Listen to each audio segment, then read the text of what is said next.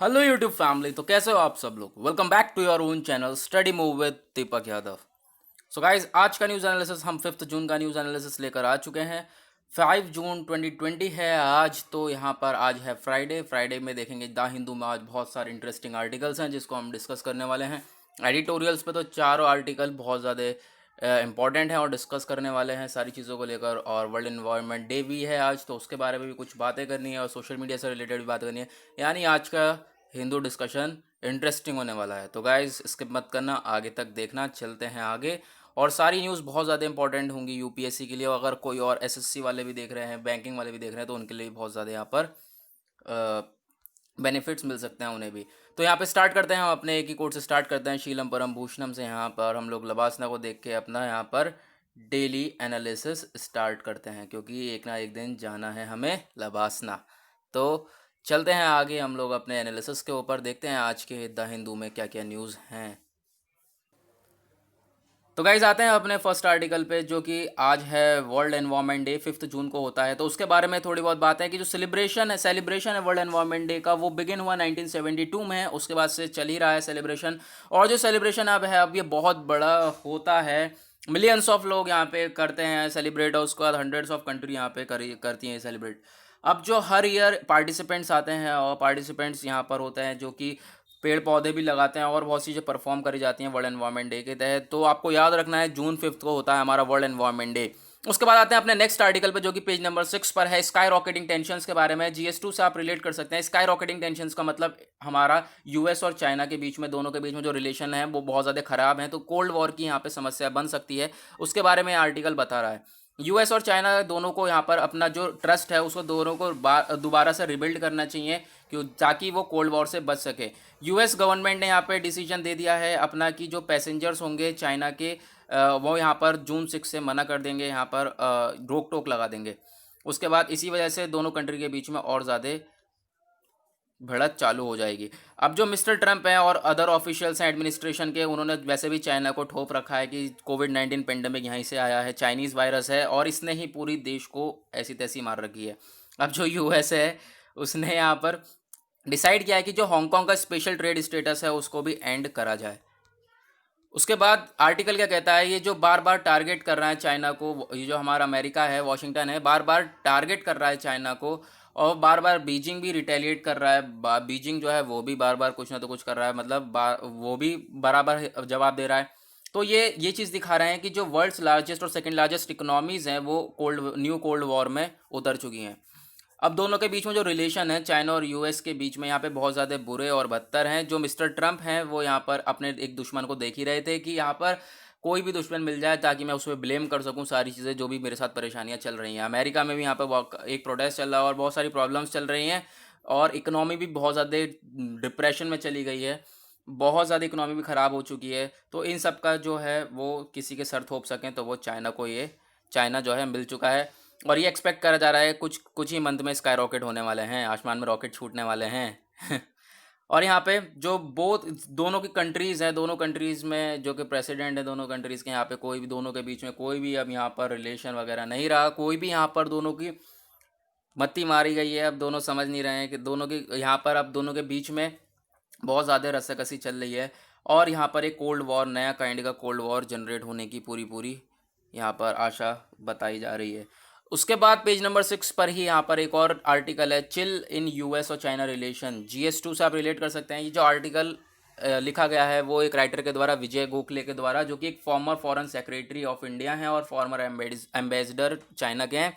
तो उसके बाद यहाँ पर उन्होंने आर्टिकल लिखा है और आर्टिकल में बताया है कि चिल हो सकता है यूएस और चाइना के रिलेशन के बीच में यहाँ पर।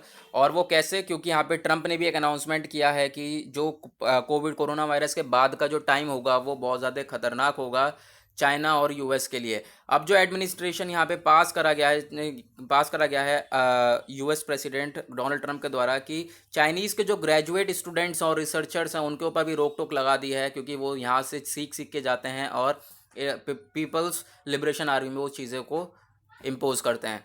उसके बाद जो चाइनीज़ फर्म्स हैं, जैसे कि यूएस स्टॉक मार्केट में चाइनीज़ फर्म्स को लिस्ट करा गया है, तो यहाँ पे डोनाल्ड ट्रंप साहब ने ये भी कह दिया है कि जो भी अगर कोई भी फर्म होती है जो चाइनीज़ फर्म है और वो यहाँ पर अगर रूल्स और रेगुलेशंस नहीं मानती है तो उसको डिलिस्ट कर दिया जाएगा। उसके बाद जो अमेरिका है, अमेरिका और चाइना में दोनों में रस्साकसी कम से कम अर्ली 90s से ही चल रही है, 1900 से ही चल रही है, 1960 में भी हुआ। फिर और भी कोई ईयर आए जहाँ पर इनके बीच में प्रॉब्लम्स देखने को मिली, 1930s, 1958, ये सब में इनकी बहुत टाइम पहले से ही रिलेशन ख़राब चल रहे हैं। लेकिन ये भी कह रहे हैं कि जो इंडिया है वो यहाँ पर कोलेटरल डैमेज का पार्ट बन सकता है, यानी कि अगर कुछ भी होता है दोनों के बीच में, अगर कुछ भी होगा तो गेहूं के साथ घुन भी पिसेगा, इंडिया को भी यहाँ पर, उसको भी यहाँ पर खतरा है, डैमेज होगा। अब जो भी डिस्प्यूट हो रहे हैं यूएस और चाइना के बीच में, ये क्या दर्शा रहे हैं? क्या ये राइटर कहना चाह रहे हैं कोल्ड वॉर हो सकता है? कोल्ड वॉर होगा, ऐसा हो सकता है क्या? तो ये राइटर ने खुद आंसर दिया है कि ये पूरा का पूरा डिपेंड होता है कि वॉशिंगटन में जो अब नवंबर में इलेक्शन होने वाला है उस पर कौन जीतेगा। ट्रम्प साहब जीते हैं तो अलग बात है, देखा जाएगा जो यहाँ पर होगा। तो यहाँ पर क्या क्या कहा गया, टोटली डिपेंड है कि वॉशिंगटन में जो इलेक्शन में अभी कौन जीतता है। उसके बाद जो ये लाइंस हैं, ये जो दरार हैं, ये दोनों के बीच में आ ही चुकी हैं, अमेरिका और चाइना के बीच में। लेकिन यहाँ पर अब जो यूएस और चाइना के बीच में जो इतना बेकार रिलेशन चल रहा है, साथ ही साथ इंडिया को अपनी जो क्षमता है, वो स्ट्रेटजी है, वो यहाँ पर मेंटेन करके रखनी पड़ेगी, क्योंकि यहाँ पे इंडिया को भी पूरा पूरा खतरा हो सकता है। उसके बाद पेज नंबर 6 पर ही एक और न्यूज़ है, स्विस चीज़ के नाम से डिफेंस रिफॉर्म्स, यानी जो हमारा डिफेंस सिस्टम है, मिनिस्ट्री ऑफ डिफेंस, उसके बाद मिलिट्री, हमारा मिनिस्ट्री ऑफ डिफेंस सिस्टम हो गया, उसके बाद डिपार्टमेंट ऑफ मिलिट्री अफेयर्स हो गया। इन सब के अंदर ना अभी भी कुछ लूप होल्स है, कोई कमियां हैं, तो उन चीज़ों के बारे में यहाँ पे जो राइटर है मनमोहन बहादुर जी है, वो वहाँ पर डिस्कस करने वाले हैं कि उनको कैसे यहाँ पर करा जाए। ठीक है, क्योंकि एक ही हर कंट्री का जो डिफेंस सिस्टम है वो स्ट्रांग होना चाहिए, तभी वो हर चीज़ से टैकल कर सकेगी। तो उन्होंने इस आर्टिकल को स्विस चीज़ से रिलेटेड, यहाँ स्विस चीज़ से रिलेट करके यहाँ पे एक मॉडल है स्विस चीज़ का, वो मॉडल है ये, यानी कि जो चीज़ होता है उसमें छेद होता है ना, उस छेद को यहाँ पर दिखाया गया है। इस छेद में से कभी भी खतरा पास हो सकता है, जैसे ही खतरा पास होगा वैसे ही यहाँ पे एक बहुत बड़ा डैमेज हो सकता है। ठीक है, ये जो छेद हैं, अब ये छेद हैं यहाँ पर, इन छेद को कैसे भरा जाए, जो कमियां हैं इन कमियां को पूरी तरह से हटा दिया जाए, तो इनकी बात हो रही है। ऐसे ही हमारे डिफेंस सिस्टम है, ये राइटर कहना चाहते हैं। अब जो स्विस चीज़ मॉडल है इसे एसोसिएट करा गया है एक सिस्टम से, ऑर्गेनाइजेशन से, जो कि हमारा डिफेंस सिस्टम है, और कुछ यहाँ पे शॉर्टकमिंग्स हैं डिफेंस सिस्टम के, जिसको यहाँ पर अच्छी तरीके से हम लोगों को टैकल करना पड़ेगा। जो होल्स हैं चीज़ के अंदर, जैसे कि यहाँ पर अभी आपने मॉडल देखा था, उसको यहाँ पर कहा जा रहा है वो इम्परफेक्शंस हैं। ठीक है, वो यहाँ पर इन चीज़ों को सुधारना, ये कमज़ोरी है। ठीक है, इन चीज़ों का सुधारना, ये कमज़ोरी के थ्रू यहाँ पर जो है डेंजर, खतरा जो है वो पास हो सकता है और एक एक्सीडेंट बन सकता है। तो इससे बचने के लिए यहाँ पर स्टेप उठाना पड़ेगा। तो यहाँ पे डिफेंस सिस्टम की बात करें तो यहाँ पर हमारे जो कंट्री है उसमें 3 स्लाइसेस में डिफेंस सिस्टम बटा हुआ है, सेटअप हुआ है 3 स्लाइसेस में। वो 3 स्लाइसेस कौन कौन सी हैं? पहला है हमारा department of military affairs, DMA और मिनिस्ट्री ऑफ डिफेंस। सेकंड है हमारा defence research and development, R and D. उसके बाद द 3 सर्विसेज कौन सी, जो कि यहाँ पर मिनिस्ट्री ऑफ डिफेंस है, वो उसने अलग अपने ही खुद ही अकेले ही एग्जिस्ट करा था रिलेशन बिटवीन इंडिया और उसके जो मेजर वॉर हुई है सिंस इंडिपेंडेंस से उसके बीच में। अब जो होल्स हैं यहाँ पर 3 स्लाइसेस में, जो कि इंडियन सिस्टम में, हमारा इंडियन डिफेंस सिस्टम में जो होल्स हैं, छेद हैं, कमियां हैं, उनको यहाँ पर जो डिफरेंट डिग्री से कंपेयर करा गया है। और जो सिस्टम है, सिस्टम को ओवरऑल की ज़रूरत है, यानी कि एक रिपेयरमेंट की ज़रूरत है। अच्छी तरीके से पैसा लगाओ और उसको रिपेयर करो और इक्विपमेंट्स वगैरह प्रोवाइड कराओ। उनके बारे में आगे हम डिस्कस करने वाले हैं। इंडिया के जो सिक्योरिटी मैनेजर हैं उन्होंने यहाँ पे पूरी तरह से बात करी है कंट्री के बारे में, कंट्री के डिफेंस सिस्टम के बारे में। जो टेररिस्ट एक्टिविटी हैं वो भी बहुत तेज़ी से यहाँ पर बढ़ी जा रही हैं और यहाँ पर हो ही जा रही हैं।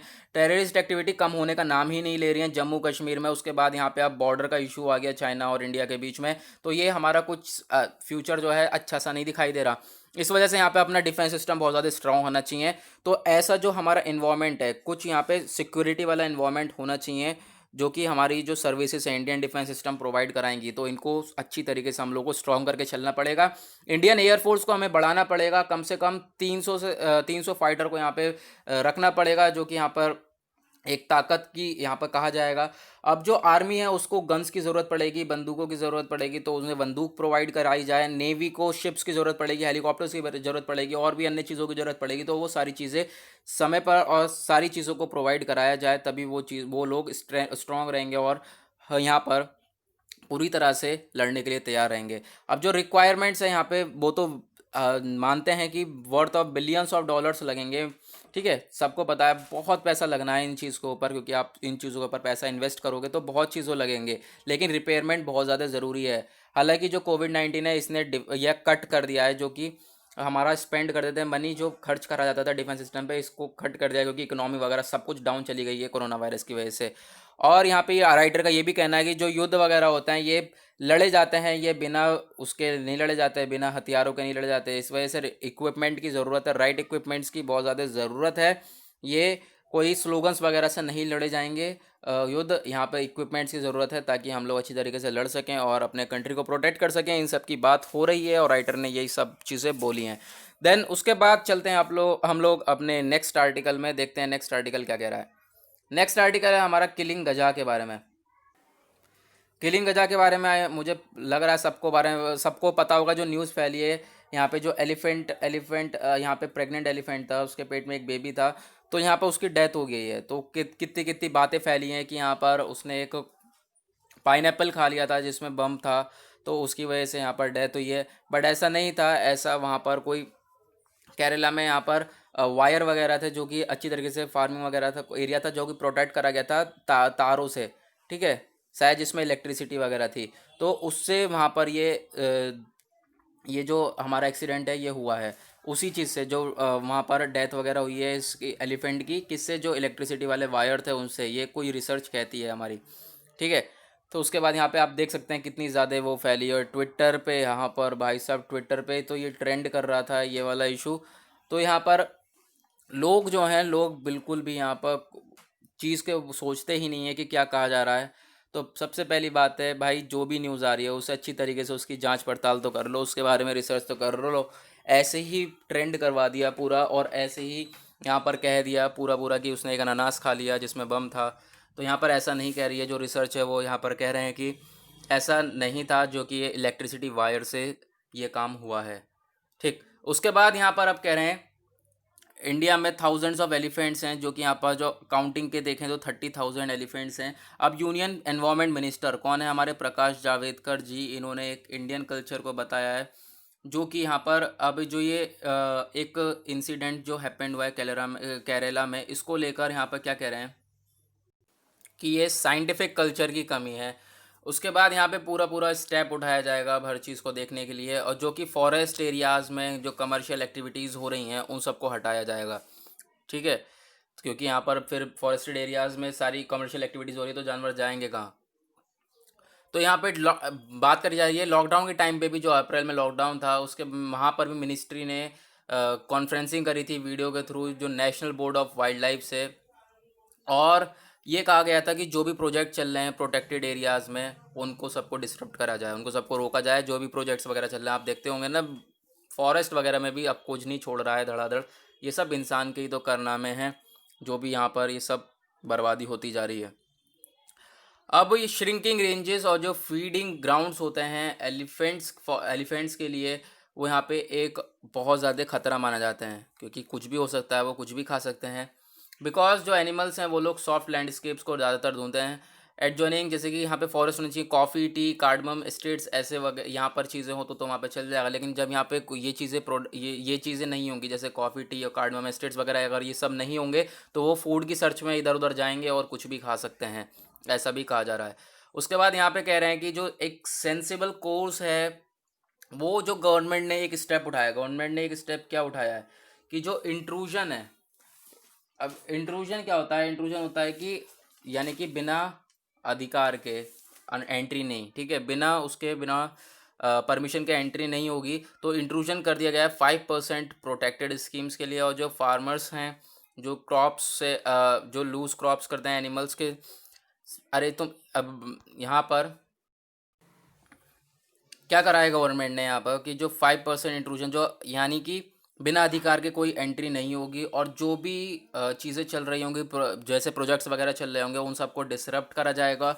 और जो प्रोस्पेक्ट यानी जो खोज वगैरह चलती है ना स्पीशीज़ वगैरह की, उन सबको ऊपर जो है उन सबको रोका जाएगा, और बायोडाइवर्सिटी को अब बचाने की बात करी जा रही है गवर्नमेंट के द्वारा। उसके बाद आते हैं अपने पेज नंबर 7 पे, और पेज नंबर 7 पे न्यूज़ है सोशल मीडिया से रिलेटेड है। सोशल मीडिया प्लेटफॉर्म्स जो है वो आर्बिटर्स हैं ट्रुथ का। आर्बिटर्स क्या होता है, पीपल जो कि डिस्प्यूट सेटल कर देता है, डिस्प्यूट फैला देता है, ठीक है। ये सोशल मीडिया, ये ऐसा है या नहीं, इसकी बात हो रही है, ठीक है। लड़ाइयाँ वगैरह कर जाते हैं, सोशल मीडिया एक खतरनाक, अगर खतरे के लिए इस्तेमाल करो तो खतरनाक चीज़ है, बुराई के लिए इस्तेमाल करोगे तो बहुत बुरी चीज़ है, अच्छाई के लिए इस्तेमाल करोगे तो बहुत अच्छी चीज़ है। ऐसा यहाँ पे कहा जाता है, लेकिन यहाँ पे बात हो रही है जो डोनाल्ड ट्रम्प ने अभी कुछ ट्विटर करा था, तो ट्विटर ने यहाँ पे डिलीट कर दिया था ट्विटर कंपनी ने, तो यहाँ पर उसी के ऊपर ये आर्टिकल है। ये आर्टिकल जो अभी पहले से ही अमेरिका में कुछ प्रोटेस्ट वगैरह चल रहे हैं, तो डोनाल्ड ट्रम्प ने कुछ ट्वीट कर दिया था जो कि इनकरेक्ट इन्फॉर्मेशन थी, और ट्विटर ने कह दिया इनकरेक्ट इन्फॉर्मेशन है और इसको हम लोग डिलीट कर रहे हैं, ऐसा ये हमारी पॉलिसी के अगेंस्ट है, इसको डिलीट कर दिया। फिर ट्रम्प ने कहा ये हमारी कंट्री में है, या हमारी कंट्री में है कंपनी, तो इसे हम चलाएंगे, हम ऑर्डर देंगे, ऐसा है। लेकिन फेसबुक ने कहा कि ऐसा कुछ नहीं है, और यहाँ पर कि जो सोशल मीडिया है क्या आर्बिटर्स ऑफ ट्रुथ कहलाएगी, यानी कि ये वो नहीं है, यहाँ पर अब कोई कंट्रोल नहीं कर सकता इन्हें, यानी कि ये कह रहे हैं फेसबुक ने फिर ये कहा कि ऐसा नहीं है कि आप सोशल मीडिया को डिस्प्यूट सेटल करने के लिए, आप लड़ाइयाँ किसी के बीच में लड़ाइयाँ वगैरह हो रही हैं, इसको सेटल करने के लिए आप यहाँ पर इस सोशल मीडिया का इस्तेमाल करोगे, आपकी इन्फॉर्मेशन इनकरेक्ट थी तो वो यहाँ पर कंपनी के द्वारा डिलीट कर दी गई है, ऐसा कहा गया है। ठीक है, तो यहाँ पर ये इसी को लेकर पूरा आर्टिकल है।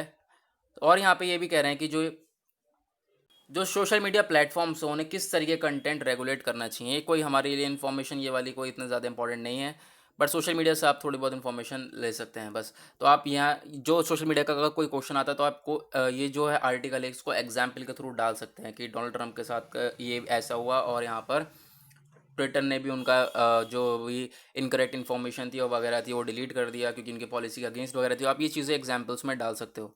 ठीक, तो यहाँ पे होता है गाइस हमारा आज का सेशन ख़त्म। आज यहाँ पर हमने एडिटोरियल्स और यहाँ पे जो इंपॉर्टेंट न्यूज़ थी वो हमने उसका डिस्कशन कर लिया है। तो 5 जून 2020 का एनालिसिस ख़त्म होता है। मिलेंगे आप लोगों से हम लोग नेक्स्ट लेक्चर में, यानी कि 6 जून के एनालिसिस से। तो आज के लिए बाय बाय।